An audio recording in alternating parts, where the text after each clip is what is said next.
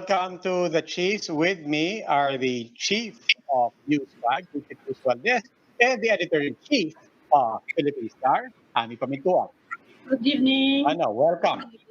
Welcome. Wala yata, Ed. Nauna yata, maaga yata ang weekend ni Ed. Oo nga, napaaga.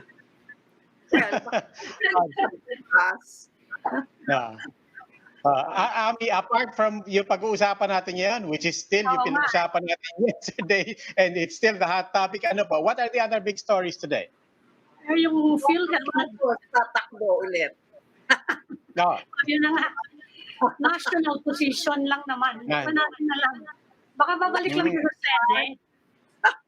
National Senate or up.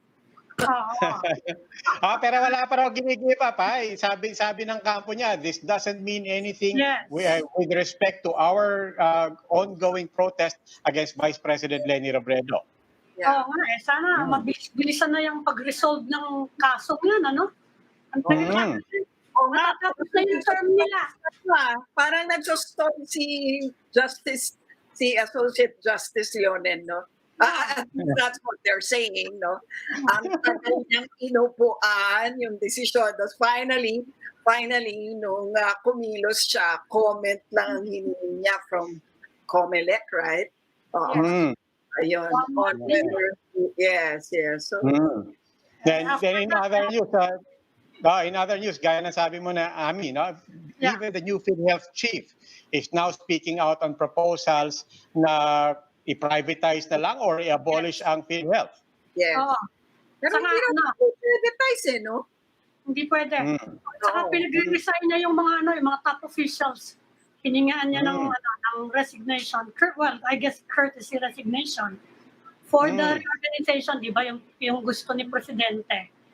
So, nakikita siguro natin yun in the coming days. Okay. But these are, among other things, these are the kinds of things that people are waiting for Congress to, for whatever it's worth, for Congress to give some direction, what's going to happen to PhilHealth, what's going to happen to the budget. And that's our segue to basically the larger things, the larger cloud still hanging over the House of Representatives. The very confusing, but always intriguing. And dahil nakaka-intriga to, we have a very good guest. Magaling sa mga intriga to. We have with us Anakalusugan Representative Mike Defensor. Congressman, welcome to the Chiefs. Robbie, good evening. Ma'am Ana, Luchi, magandang gabi po sa inyo. Wala si Ed, no? So magandang gabi. Good evening. Yes, welcome. Congressman, we'll let you have a clean slate here in setting the table for us. Ano ba talaga sitwasyon ngayon sa Kongreso? On the one hand, nag-offer mag-resign si Speaker Allan Peter Cayetano, tapos nagbotohan kayo. I mean, we'll get into that vote later because maraming nagtatanong. May mga questions about that vote. But nagbotohan kayo and you said no. Ano ibig sabihin ng pag-reject nyo sa resignation ni Allan Peter Cayetano? Does that supersede and is that now the bottom line? In other words, wala na ba kung ano man ang napag-usapan sa Malacanang the previous night? Okay, well, first and foremost, yung nangyari kasi dito sa debate nila, yung meeting pala nila, medyo confusing yung mga nakukuha naming signals. And then it was eventually revealed by Speaker Allan Cayetano himself nung siya na yung nagsalita. And sabi nga niya, ayoko nang hintayin yung 14, ikaw na to. Kunin mo na yung buong budget, you take care of it, take care of the approval, you take care of the Senate and the BICAM, which will end probably sometime December if we want to have a full implementing budget by next year. So nangyari was, nagkaroon sila ng ganong usapan, so si Speaker nagsalita and then he offered a resignation. And then from there, I stood up, in fact I was the one who made a motion to reject the offer of the Speaker to resign as Speaker of the House.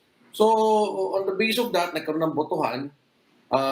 In fact, I even mentioned before the voting that they should object already. Those who would want a change in leadership should already stand up. Tumayo na sila, mag-object na sila, magkabilangan na habang maaga. Turns out we have 184 votes and it's still adding up. Kanina may mga tumawag sa akin, may mga tumawag sa ilang mga kasama to include their votes kasi syempre malalayo yung mga tao, iba-iba yung mga pinuntahan. I guess some of them baka may mga umiwas din, I'm not sure. Pero basically what happened was we have 184 votes and then 1 against and 9 abstentions. So actually ako talaga itong gentleman's agreement na sinasabi na may pagkakaisa, medyo I don't want to speak against it, but parang the country should not be subjected to that. Congress should not be subjected to that given the situation that we are in right now. Kung normal to na last year, wala namang problema, go through the budgets, ayusin namin. Pero ito talaga even the budget deliberations, yung Department of Health, sinuspend namin. Kasi yung Health Facilities Enhancement Program nila, parang magbibigay sila 100,000 per barangay, so on and so forth. So, we agreed, we sat down with the Department of Health, Speaker Allan Cayetano was there, he joined us. Sabi, hindi, we will add on to your budget, pero ayusin nyo. Hindi pwedeng ganito. Dapat nakita na natin yung naging problems sa COVID and yung requirements na kailangan gawin. And so, ganun yung naging trend doon sa House, no, nung magkaroon ng debate. And siguro, kung minsan sinasabi nila, bakit ganun, Mike? Anong nangyari? Ako, siguro dapat tanungin yung mga supporters and leaders ni Congressman Allan Lord Velasco. For example, Deputy Speaker Don Gonzales, Deputy Speaker Johnny Pimentel. These were the two stalwarts leading the campaign during his speakership fight. Sila din yung nag-organize after that para dun sa mga miyembro ng PDP. And yet, the two of them were in the camp of Speaker Allan Cayetano. Majority Floor Leader Martin Romualdez fought against Allan Cayetano during that fight. And at the time, si Martin had the numbers and I think both camps would agree to that.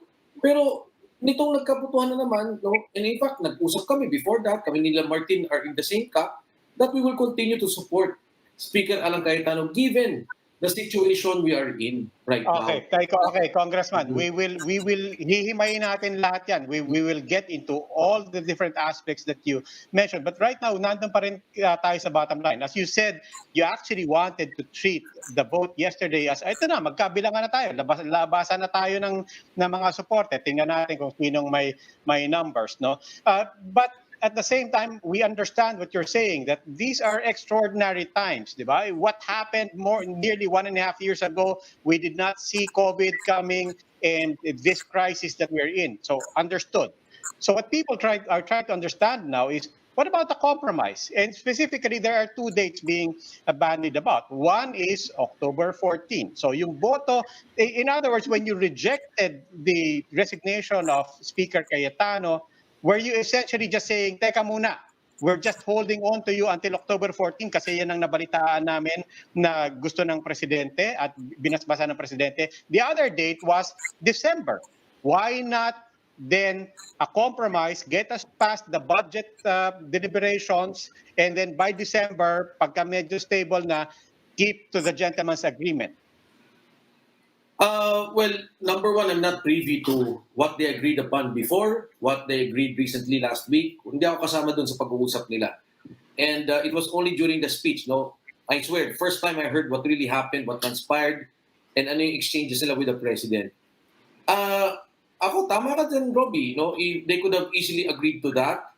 But, may isang question kasi ako that, it's not just a question of the agreement. Para bang, okay, 1 year, 5 months, nandyan kami. 15 months, nandyan kami. Nagka-COVID. Kami pumapasok, nakikita nyo naman kami. Nandun kami sa plenaryo at the height of COVID. PhilHealth, we were hearing that. ABS-CBN, it was there during the debate. Yung Bayanihan Act, which we had approved. The New Normal Act, and about 4 or 5 laws, which we debated on, which we studied at that time. Parang hindi naman namin, si Congressman Lord, kaibigan ko siya. Hindi kami close. Pero sa Kongreso, one time kami nagkausap One time kami nagkasama. So again, parang, it's just not a simple thing na parang, parati ko sinasabi, ano ba ito, kaharian? Na may hari, namatay na, yung prinsipe papalit. Diba, you should earn the trust of the members of Congress. You should earn the trust of the leadership of Congress. Ang dami namin ginagawa. Siguro yung niline up na SONA ni Presidente, 30 legislation that we have to approve. And there should be a balancing act on that. For example, telcos. Hindi naman pwede yun na isasara mo yung mga telcos. Diba? You have to make sure that the telcos are doing what they're supposed to do. that NPC is doing their job, ayusin natin yung signal, ayusin natin lahat. I mean, there's a lot of gravitas in leadership, breadth of leadership that we need to guide us. Isa lang yun, ako sa health. Ang dami kong gustong pasukin, ang dami kong gustong tingnan. And my other colleagues are looking to different things. So, kailangan makita namin na nagtatrabaho, hindi naman kailangan brilliant eh, o magaling na magaling eh. Yung nakita mo lang na masipag nagtatrabaho is enough to inspire you to work and to inspire you to do things together as Congress. For the longest time, ang taas ng ratings ng Congress, I think it's also because a lot of us are seen working, a lot of us are doing hindi naman perfect. Marami din kami batikos, but we're doing our jobs. We're doing our best to serve our country and to provide the legislation required by the country now, especially during COVID. Congressman, we talked to last night with El Rey Villafuerte, and he said something similar. And we also talked to a supporter of Congressman Velasco, si Buhay Party List Lito Atienza, and he was explaining na kaya daw ganon, ang agreement daw nila Lord Velasco at saka ni Alan Peter, maglalaylo muna si Velasco during the 15 months, and he will allow Alan Peter to shine. He will be given full reign. Kaya nga daw hindi muna siya nagpa-participate. What do you think of that? Alam mo, Ma'am Ami, tatanggapin ko lang in normal times. Okay lang yan. Ayaw nyo muna gusto nyo mag-distance from each other so as not to offend each other, when you conduct ourselves. Pero yun lang presence mismo. Sa Congress is very important. Makita ka lang namin, batihan ka namin, kamustahan. There was a time we had a hearing on power. I was hearing Pisalm, and he was also, I think, hearing the same concern. Not a phone call. Ano bang nangyari, Mike? Bakit tayo nagka-ibatang hearing tayo? Pareho tayo ng ginagawa. Pwede ba tayo mag-join? Some of his supporters even attended my committee hearing, and I said, I welcome it. Kung si Congressman Lord Velasco will be heading the joint committee hearing, I would welcome that. But more importantly, Ma'am Ami, napag-gera tayo eh. Diba? Umabot tayo dito sa COVID, may gera yung bansa. Hindi lang yung Kongreso, buong bansa. So, syempre, ang kailangan mo, isang general, o sige, hindi ka muna ang general. Colonel ka na muna, pero nandiyan ka. Sabay-sabay natin gawin itong problema, lutasin natin itong mga problema, pagdibatihan natin. Because this is the time when leadership is required. There are so many concerns during the time of COVID. I think we formed about 4 committees or 5 committees. Peace and Order, Health, the Social Amelioration Program, and if I'm not mistaken, yung OFWs, we were all doing that. Kami, siguro 2 hearings ko on the SAP, and I was also doing the OFWs. Diba? Kailangan mo naman meron kang konting presence. Si Martin Romualdez, you don't see him on the floor.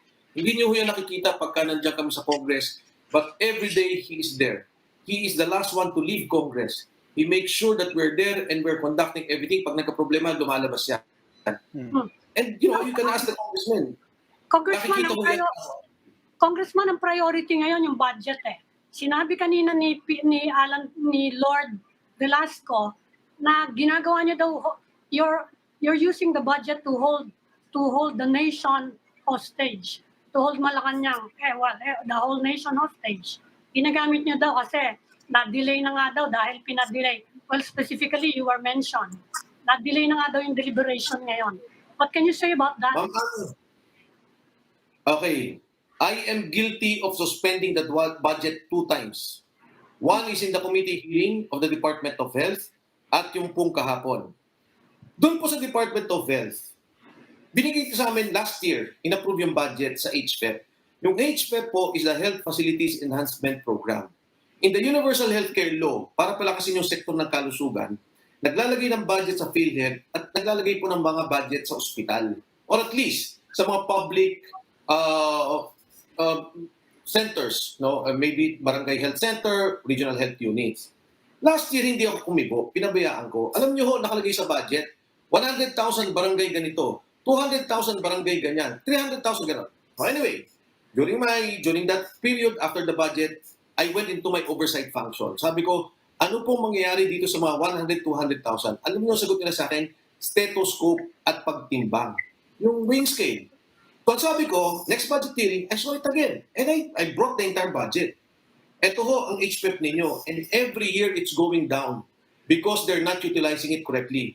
Almost 100 billion na po yan. Pero may nakita ba tayo na develop na ospital? May nakita ba tayong pinakalakas na medical center? In this budget, they had 4.6 billion. Sabi ko sa kanila, ma'am, hindi na ako papayag dito. Hindi na ho pwede na business as usual. Ang sinasabi ho namin sa inyo, palakasin muna natin yung level 1 hospitals at palakasin natin yung mga district hospitals. And ang point ko sa DOH, and I'll say it again, this budget is helping the private hospitals. Bakit? Dito sa lugar namin sa Quezon City, pagka ho nagkasakit kami, well, ako medyo swerte ho dahil nandiyan ang Quirino Medical Center. But the others, let's say in the poor area of Payatas, puro private hospitals po yung nandun. Wala man silang isang center for that. So I said, I will suspend the budget. In Boracay, nakatabi ko si Ted Resco, hindi walang level 1 hospital po doon pag kami nagkasakit. Number 1 tourism area mo. And yet, pag kami na-aksidente, kailangan ng surgery, there's no level 1 hospital. Ibabang ka i-helicopter ka, di bring you to Manila or elsewhere. So yun po yung point ko. Pagdating ko ngayon sa mga budget deliberations, ang dami namin problema. Farm to market roads, nakakadebate. Alam niyo po ba yung sa Department of Education, ang nakaprogram sa kanila 40,000 school buildings. Last year ang nagawa, 11 school buildings out of 40,000. So what I'm saying, Ma'am Ami, yung one day na delay namin will not affect our submission of the budget, but we have to correct the budget. Di ba trabaho naman namin yun as congressmen? Kung ano yung nakikita namin dapat namin ayusin, gawin na ho namin. And in my particular case, in the health sector, yun po yung advocacy ko.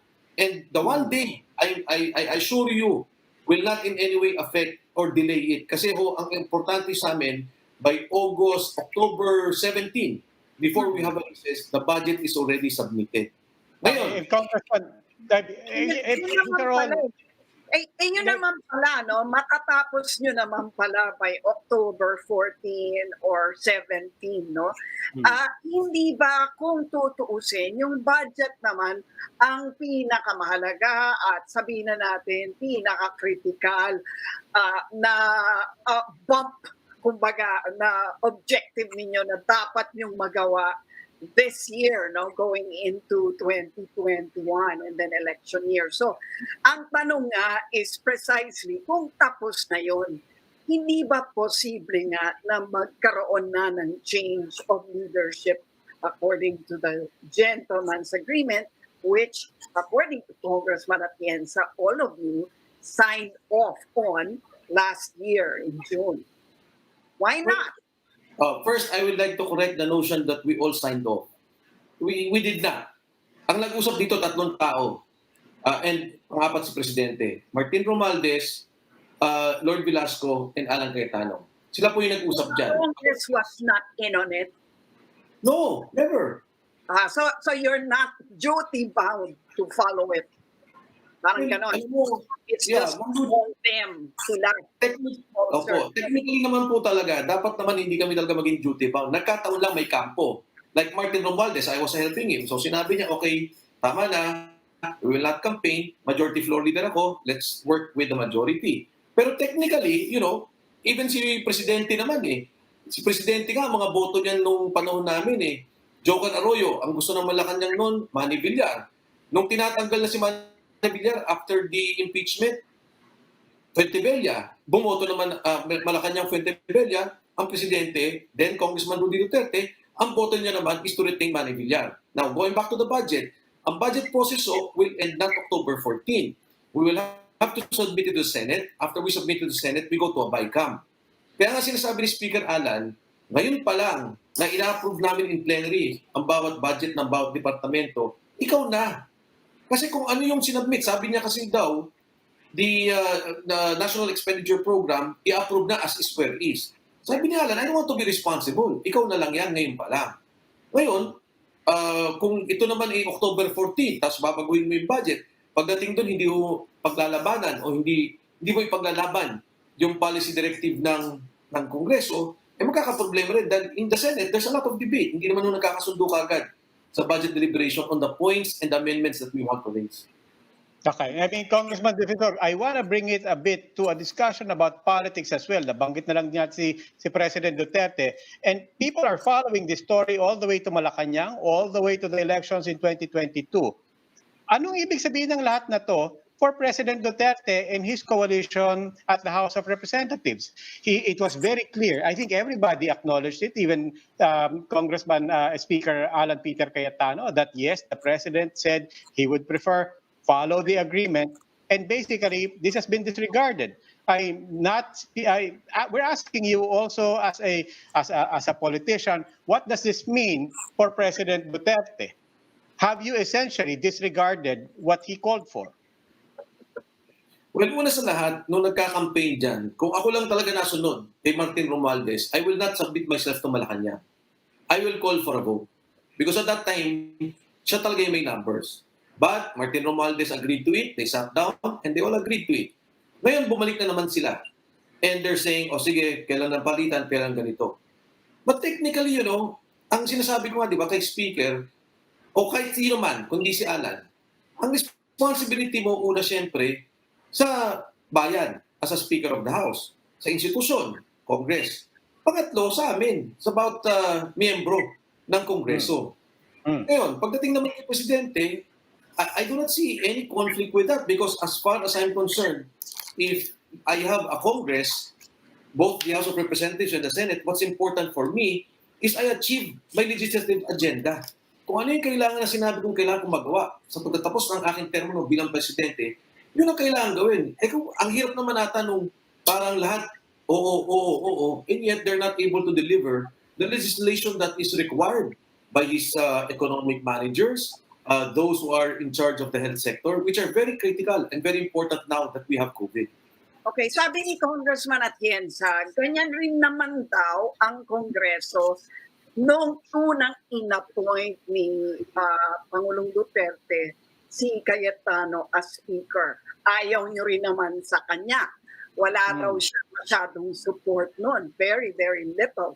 And yet now he has the super majority as it's even called. So ang sinasabi niya, even if you don't like Velasco now as Speaker, who's to say that he's also going to do a good job, maybe even a better job than Speaker Cayetano now as Speaker if he takes over? Maaari naman. And hindi ko naman tinatawanan yung galing ni Congressman Lord Velasco. Ang akin lang kasi, may pinagdaanan, di ba parang may pinagdaanan kayong gera.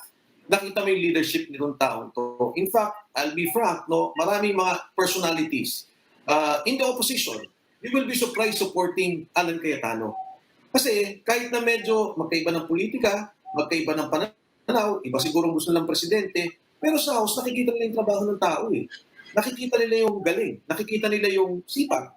And so, we just, maybe if I'm in the opposition, I almost joined the minority at that time with the other members such as sila Kit Belmonte, Stella Kimbo, and yet you have these people now supporting the leadership of Allan Cayetano. So, ako, I don't want to be unfair to Lord, pero ang point ko lang naman, hindi to ngayon lang tinanong sa akin sa television. It was in fact sometime, November I think or October last year. Sinasabi ko na, sabihan nyo naman, magpakita, makipagkwentuhan, show a little of the leadership here in the House. Lalo na nung COVID. Siyempre, yun ang kailangan ko na makita eh. Sino ba dito? And I can tell you now, I can name 10, 20 people who can probably lead the House because I've seen them and I know how they work. I do not know yung gravitas or ano yung level ng leadership nila, but I can tell you sa sipag, nandun at nagtatrabaho. Right. Okay. Anakalusugan Representative Michael Defensor, maraming salamat po for joining us. Robby, thank you. Ruchi, Ma'am Ami, thank you po. Thank you. Okay, we'll have to go for a break. Please stay with us. The Chiefs will be right back.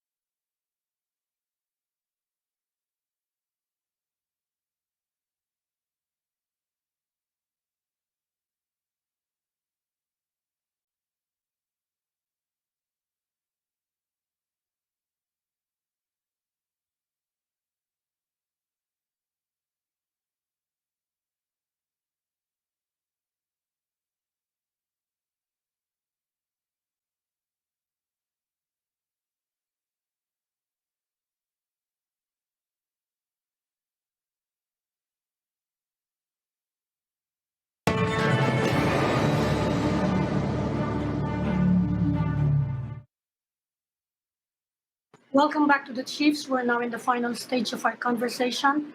And now joining us is retired Senior Supreme Court Senior Associate Justice Antonio Carpio. Good evening, Justice. Good evening, Ami. Welcome Good evening again to our to the Chiefs. viewers. Evening Justice. Justice, Good of evening, course. Lucy. Good evening, Robbie. Yes, there was a significant development on your advocacy, of course, on the South China Sea. I'm sure you listened to the president's speech. How did you find it? And what do you think? Were you surprised? And what do you think is a good follow through? Well, we were pleasantly surprised with the speech of the president because he was very firm in asserting our arbitral ruling. It was a pleasant surprise. But of course, he has to walk the talk. And as I said, that's the national policy that he enunciated at the UN General Assembly, and that must be applied across the board in our negotiations for the Code of Conduct, in the enforcement of our sovereign rights in the EEZ, in the West Philippine Sea, and in gathering support from other countries for the arbitral ruling. It has to be consistent, and we must walk the talk. Did you Justice consider Carpio. this a drastic turnaround? Again, please. Did you consider this a drastic turnaround for the president? Well, the president has said from the start that he was setting aside or putting aside the ruling, but he intends to bring it up at some future time.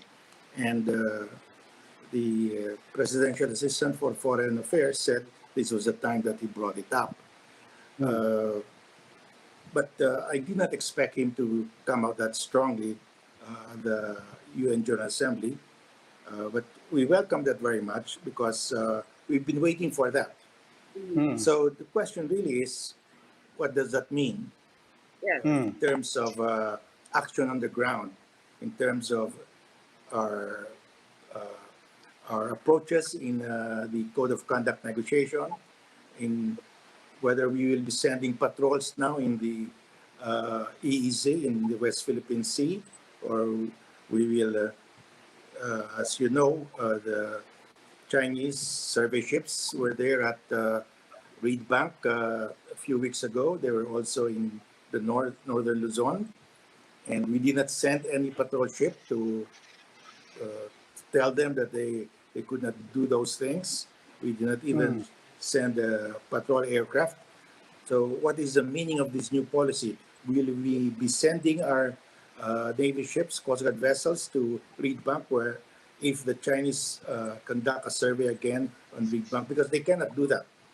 They are not supposed to conduct a survey on Reed Bank because only the Philippines can do that. Yeah, Justice Carpio, you're very clear. You said next step, he has to walk the talk. He has to be consistent as well. On the consistency, people are already thinking, well, good luck with that. We know the president. We don't know what he might say tomorrow. We don't know what he might say. He might wake up on the wrong side of the bed. We don't know what he will utter in the province, in front of the military, in front of whichever audience. But on the other hand, this was spoken at the United Nations General Assembly. This was spoken with China in attendance. Just talk a bit about international law and what that means, being in that formal setting. What does that change in the character of what the president said, in the position of the country, relative to what other informal utterances the president might say from here on? Well, the arbitral decision is final. If you bring up the arbitral decision in the General Assembly, it's basically to gather world opinion, to get the support of world opinion. It does not add to the legality. What you're doing is actually trying to enforce it because China refuses to respect the arbitral ruling. You go to the UN General Assembly to ask for the support of the other states to convince China to comply with the ruling.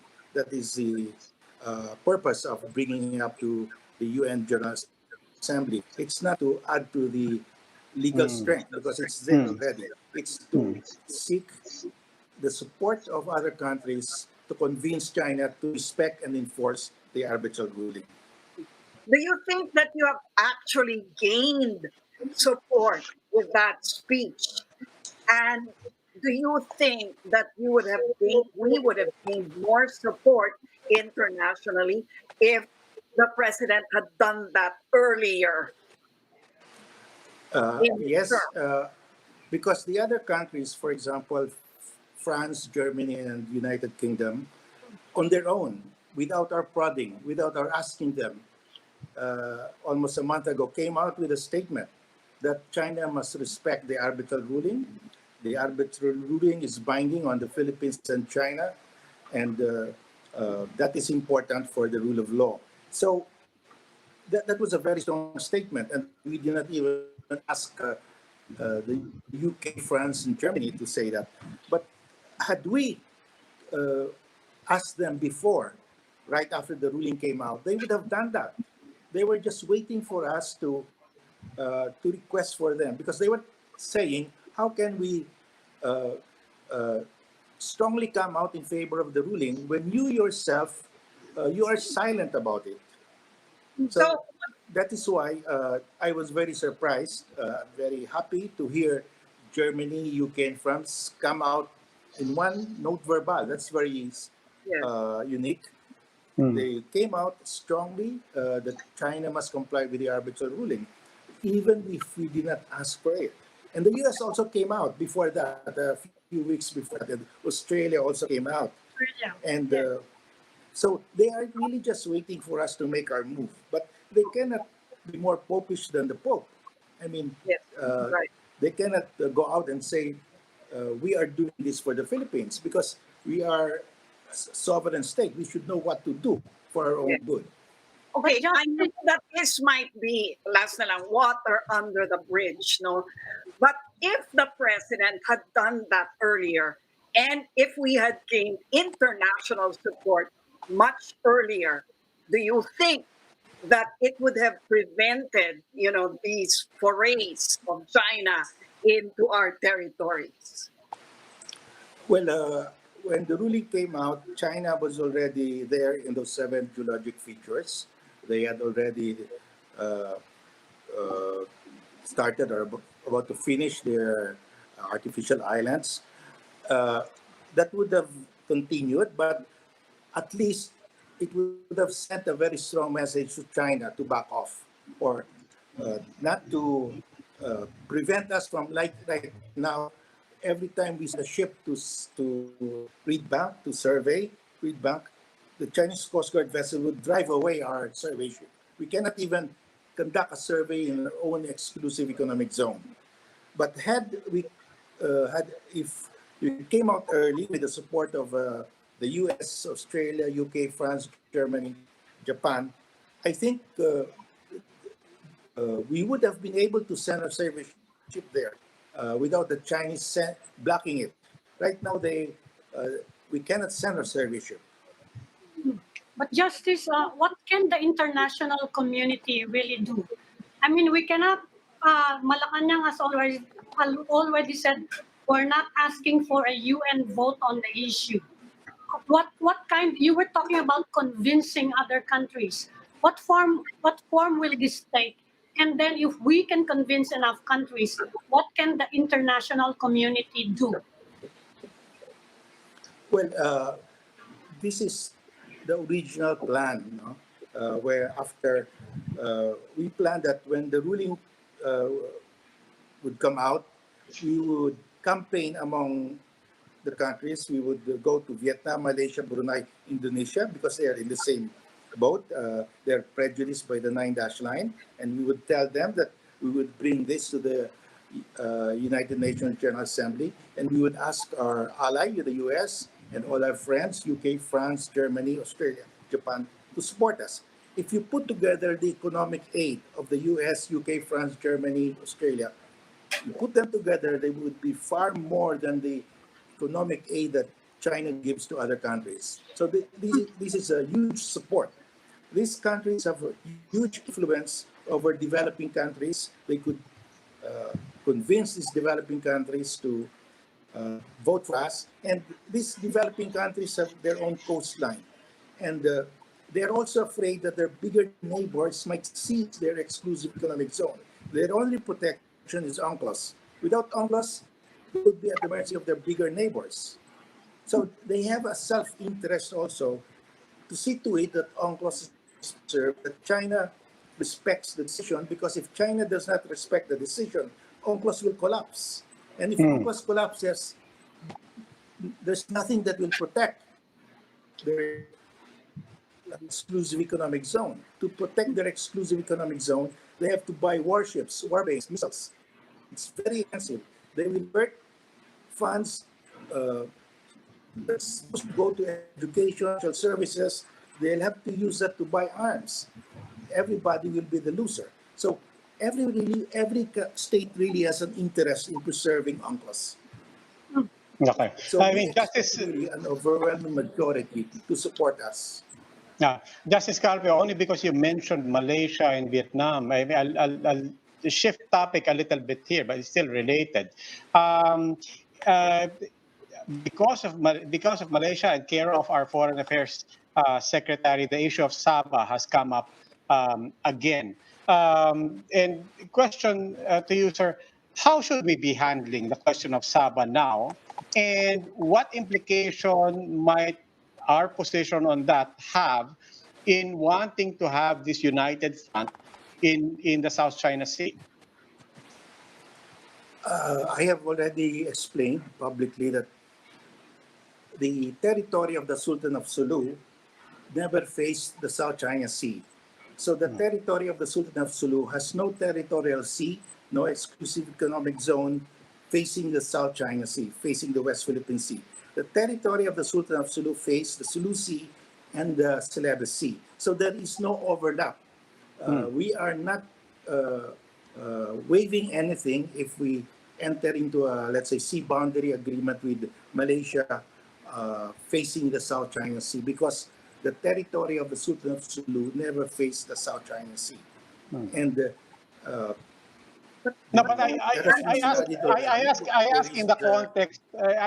We asked her in the context of our relationship with Malaysia, and as you said, us wanting to have a united front, certainly among the ASEAN claimants in territories that are in the South China Sea. I ask in the context of that. I mean, on the one hand, we keep bringing up this reopening this sensitive topic on Sabah. On the other hand, we want Malaysia on our side when we bring up everything that we want to bring up against China. Yeah, that's precisely my point. There is no overlap. There's no inconsistency, because the territory of the Sultan of Sulu, which we are claiming, has no coastline facing the South China Sea. So we can separate the issues. These are two separate issues. They do not overlap. And let us not combine them, because if we combine them, then we cannot form a common front. Let us separate them. And with that, we can enter into a common front with Vietnam and Malaysia, because these are the three countries that are facing the spread list. I see. So we can do that.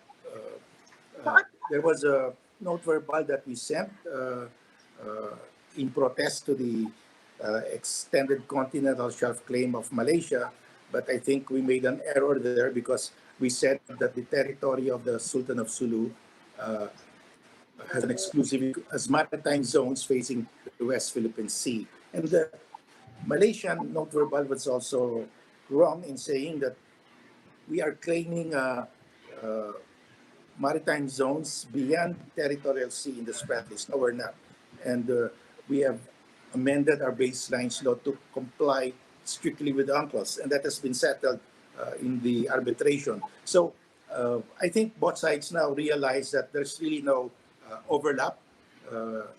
We can separate both disputes so that we can face China with a common front. Assuming, sir, that we are able to solicit the support of Malaysia and Vietnam and Taiwan and Indonesia, what what kind of modus vivendi can we realistically expect in the West Philippine Sea at this point? Will it be just status quo and no more further build up of installations or in any of the territories, or can we ever get it back to what it was before the 2012 Panatag Duha? Well, what we can do is we can enter into a convention or a treaty with Malaysia and Vietnam that none of the geologic features in the Spratlys generate an EEZ, only territorial sea. That is the ruling of the arbitral tribunal, and they both agree, Vietnam and Malaysia. So we can sign a convention that none of those geologic features have EEZ, and therefore there are only territorial seas. Beyond the territorial seas are the is the exclusive economic zone of the Philippines, and they agree.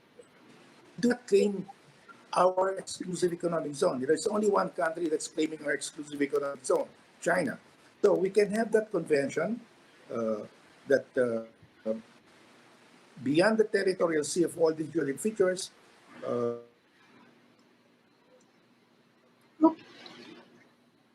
Nag-lock. Mm. Nawala siya. None. Nawala Pero siya. parang kuminsan, pag iniisip mo, when you analyze the West Philippine Sea and the disputes around it, no, parang napapaisip ka, how can we bring it back to what it was? It seems impossible. And yeah, no, and how do you yes, yeah, Justice Carpio, sorry about that. Yes. Yes, you were talking about a convention that we could probably organize to settle what exactly? again, Yeah, Justice Carpio, can you hear us? Can you hear us, Justice? yeah, Justice? Yeah. You were Well, talking about a convention with Yeah. Malaysia and Indonesia. that convention will act ruling by state practice. That is an application of the ruling, an enforcement of the ruling, arbitral ruling by state practice. Because the ruling says there are no exclusive economic zones from those islands in the Spratlys. And when Vietnam, Malaysia agree to sign that, then they adopt the ruling. That enforces the ruling. Because technically the ruling binds only the Philippines and China. They are the only parties to that. In international law, Yes. the ruling applies only. So by asking Vietnam and Malaysia, since they agree with the ruling, to officially adopt it, you are applying the ruling, enforcing the ruling by state practice. And we will ask also the US to join us in the convention, UK, France, Japan, and Australia, because we will say that in that convention, beyond the territorial sea of the islands in the Spratlys, will be the exclusive economic zone of the Philippines, where they can conduct freedom of navigation on our flight. And they like that. They will sign.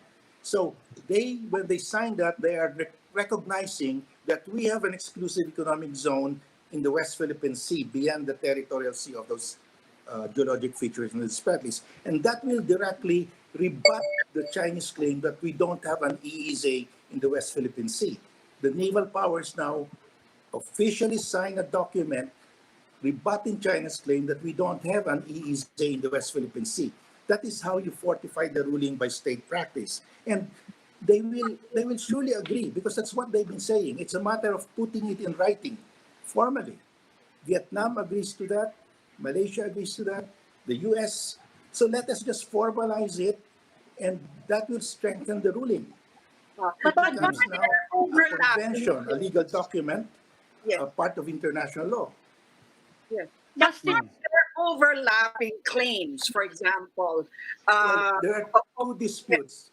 There Yes. are two disputes in the West Philippine, in the South China Sea: the territorial dispute and the maritime dispute. The maritime dispute has been settled by the arbitral ruling. Vietnam agrees with that. Malaysia, Indonesia agrees with that. But the territorial dispute was not part of the arbitral ruling. The territorial dispute refers to the question as who owns those geologic features. Oh, I see. That remains because there's no tribunal that can rule on that. We are saying that can continue, but that is less than 3% of the total area. I It's see. just a small area. We're trying to reduce the area of the dispute so that we can manage the dispute. I see. So I see.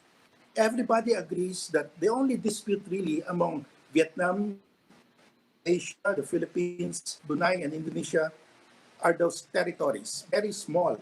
But on the water, we agree. So let's formalize that. And China is the only country now questioning our ownership, our sovereign rights in the West Philippine Sea. Let's Yes. bring in the US to sign in, and they will. Justice, Nawawala. So nawawala. that's how we fortify the ruling. We have to use diplomacy here.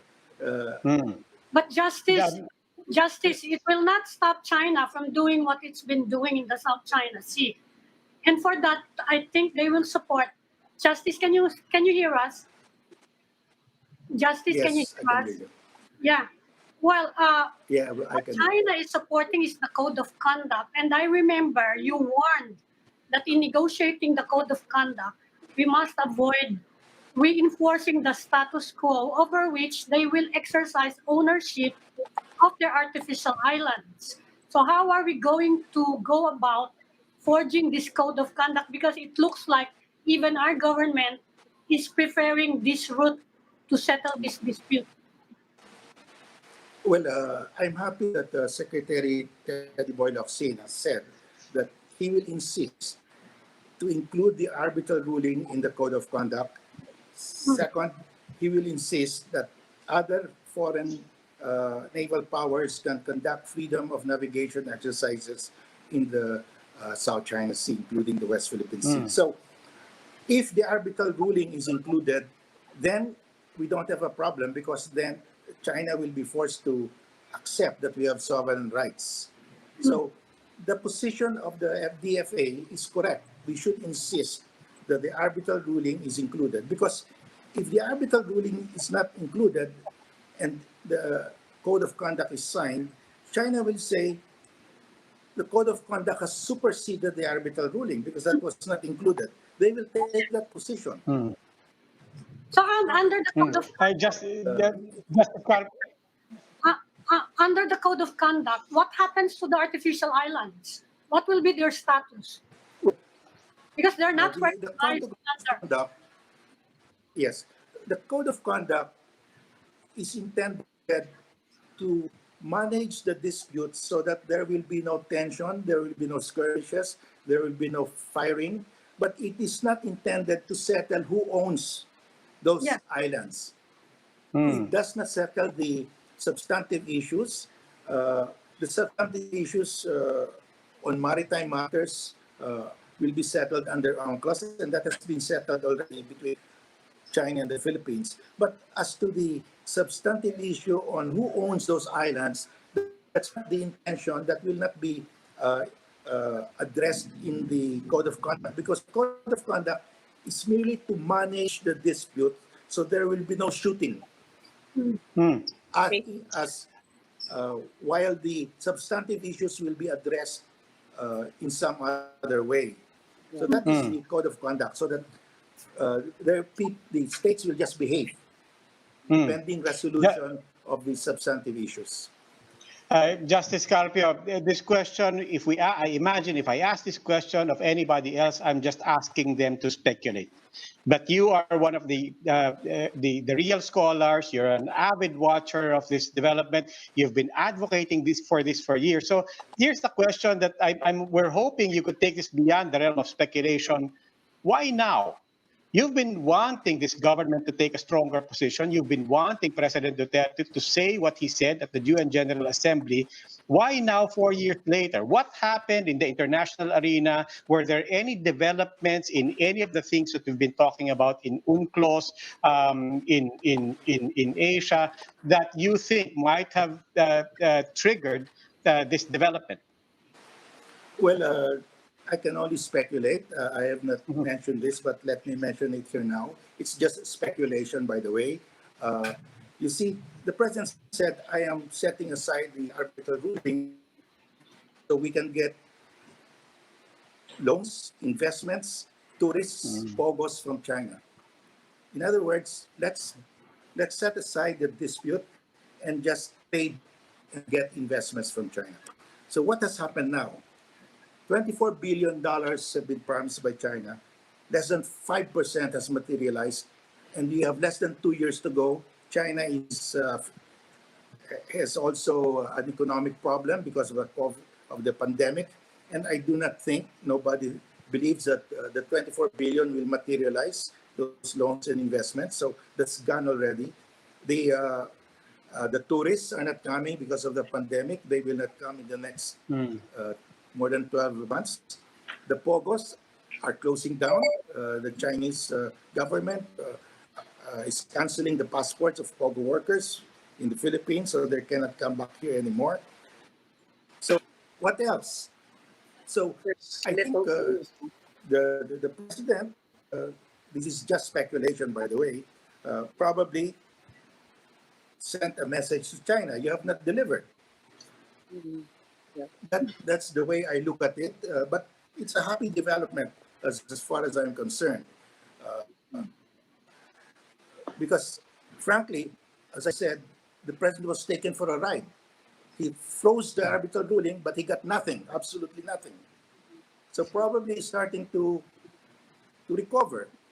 Maybe it's time to assert the ruling now because he hasn't received anything substantial from China. That's the way I look at it.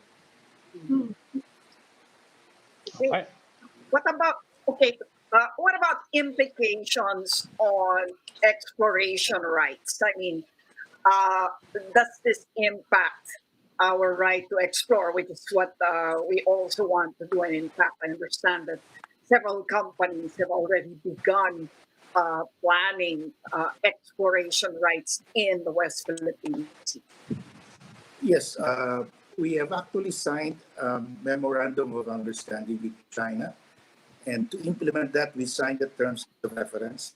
The MOU basically says that the Philippines will accept China National Offshore Company as a service contractor to extract the gas in Reed Bank. That's the bottom line. I'm supporting this because it's not joint development. We are not sharing our sovereign rights with China. Under the service contract, the first whereas clause of the service contract says the sovereign rights belong to the Philippines.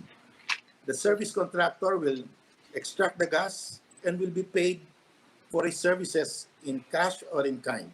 That's basically the service contract. The service contractor in Reed Bank is, of course, Forum Energy.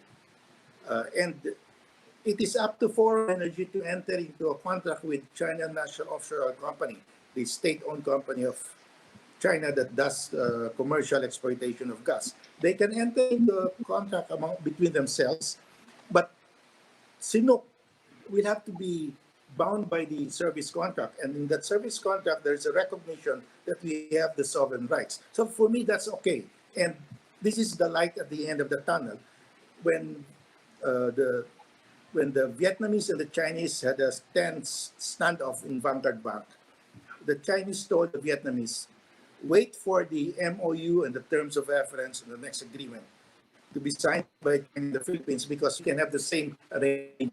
In other words, China is looking at the MOU as the South China Sea-wide solution to the South China Sea dispute. Yeah. It will apply to Vietnam, Malaysia, Brunei, and Indonesia. And the Vietnamese tell me, well, if the Chinese recognize our sovereign rights, that's okay. We can make them the service contractor. As far as I'm concerned, we are paying Shell to get the gas in Malampaya 40% of the net proceeds. Sinop will get the same amount, Sinop and its partners. So we are not giving up anything, but we are getting China to recognize our sovereign rights. So this is really the light at the end of the tunnel. That's why I supported the third administration. Let's go into this MOU. that signed the terms of reference. And the next step was supposed to be the bilateral agreement between Sinuk and Forum Energy. But COVID intervened and the meeting was not held. So it's in limbo right now. And I don't know if China is still willing to proceed because the pandemic They has have been changed their has position. been solved by China. We are still suffering from the pandemic. China might think that they have the upper hand. I really do not know. But hopefully it will resume. We will sign that agreement and we would have found a formula to settle the dispute in the South China Sea. In other words, China will agree we have the sovereign rights, but it gets 40%. They have to work for it. They have to do services.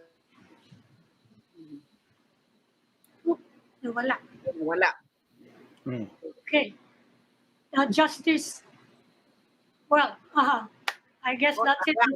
Unfortunately, we've run out of time. We'd like to thank Justice Antonio Carpio, always enlightening to everyone on the show. Okay, he's coming back. Hindi na. And Sorry about that. David will get credit for this if he Yes. pushes through.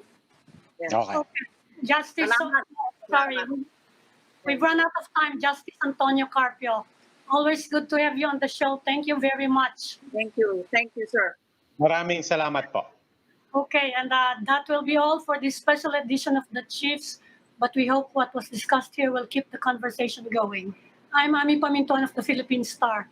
I'm Lucy Cruz Valdez of News 5. I'm Robbie Alampay. We are One News.